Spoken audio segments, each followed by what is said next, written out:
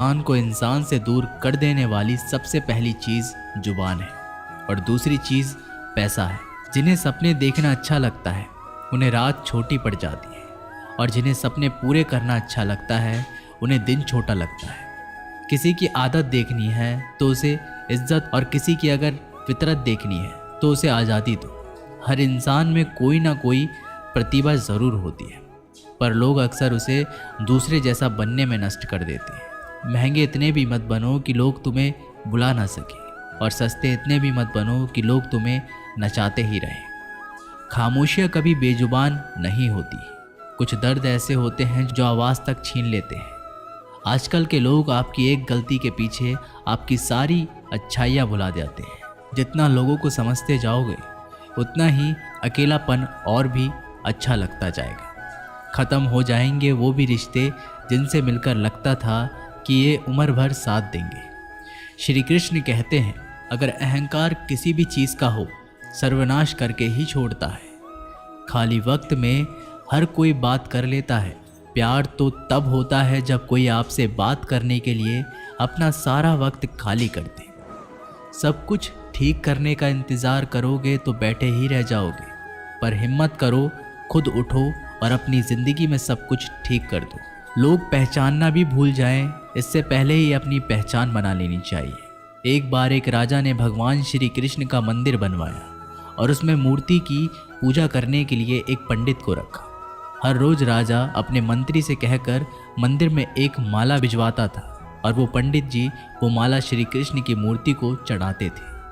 उसके बाद राजा जब दर्शन करने के लिए आता था तो पुजारी वो माला भगवान की मूर्ति के ऊपर से निकालकर राजा के गले में पहना देता था। ऐसा कई सालों तक चलता रहा और अब पंडित जी बूढ़े हो चुके थे। एक दिन राजा की तबीयत खराब हो गई। उसने अपने सेवक को कहा कि तुम जाकर पंडित जी को माला दे आओ और उनसे कहो कि आज मेरी तबीयत खराब है, मैं आज मंदिर नहीं आ सकता, तो प्रतीक्षा ना करें। फिर राजा का सेवक वो माला लेकर पुजारी जी के पास गया और पूरी बात बता दी। पुजारी जी ने वो माला मूर्ति को चढ़ाई और सोचने लगे इतने सालों से ये परंपरा चली आ रही है लेकिन मैंने कभी भगवान को माला उतारकर खुद ही नहीं पहनी। शायद आज भगवान की इच्छा है कि ये माला मैं पहनूं, इसलिए भगवान ने आज राजा को नहीं भेजा, इसलिए आज अच्छा मौका है, ये माला मैं निकालकर खुद पहन लेता हूँ। फिर उस पंडित ने भगवान की मूर्ति से माला निकालकर खुद पहन ली। इसी बीच में राजा का सेवक दौड़ के पंडित जी के पास आया और पंडित जी से कहने लगा कि राजा जी को ठीक नहीं लग रहा है, उनकी तबीयत और बिगड़ती जा रही है, इसलिए वह प्रभु के दर्शन करना चाहते हैं और वे आ रहे हैं। उनकी सवारी जल्दी अभी मंदिर में आएगी। उन्हें लगा कि ये परंपरा कहीं टूट ना जाए, इसलिए वो आज मंदिर में भी आ रहे हैं। जब पंडित जी को ये बात पता चली तब उन्होंने फटाफट से माला अपने गले से उतारी और जाकर के फिर से भगवान की मूर्ति पर चढ़ा दी। फिर कुछ देर बाद राजा जी वहाँ पर आए और राजा की तरफ पंडित जी ने भगवान के ऊपर से माला निकाली और राजा जी को पहना दी।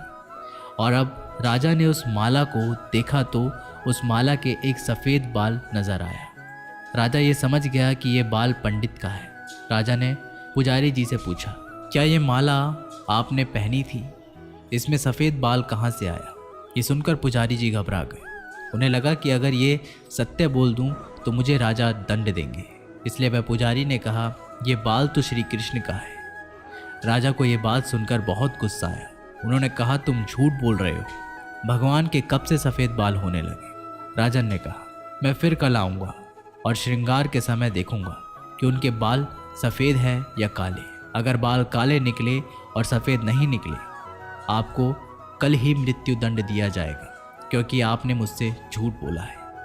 राजा ये कहकर वहाँ से चला गया। इधर पुजारी भगवान के चरणों में गिरकर रोने लगा, हे प्रभु, मुझे माफ़ कर दीजिए, मैं लोभ में आ गया था, मुझे लगा मुझे ये माला पहन लेनी चाहिए, मुझे बचा लीजिए, नहीं तो कल राजा मुझे मार देंगे।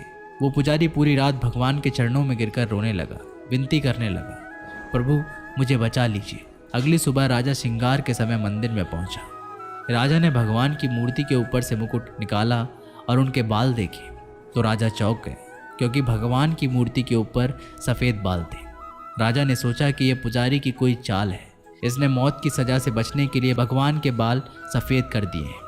राजा, ये बाल असली है या नकली, इसकी जांच करने के लिए बाल तोड़ने लगा। जैसे ही राजा ने कुछ बाल तोड़े तो मूर्ति में से खून की धारा बहने लगी।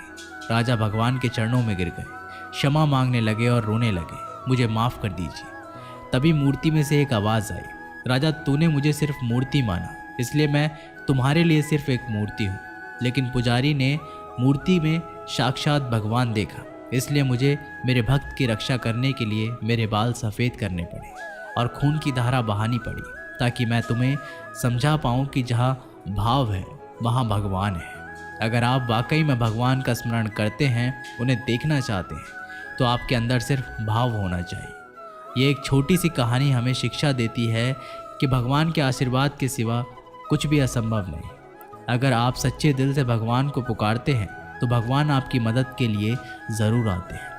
हम आशा करते हैं कि आप लोगों को ये वीडियो ज़रूर पसंद आई होगी। अगर आप लोगों को ये वीडियो पसंद आई हो तो हमारी वीडियो को लाइक करें। ऐसे ही जीवन बदलने वाली वीडियोस के लिए हमारे चैनल को सब्सक्राइब करें। जय श्री कृष्ण।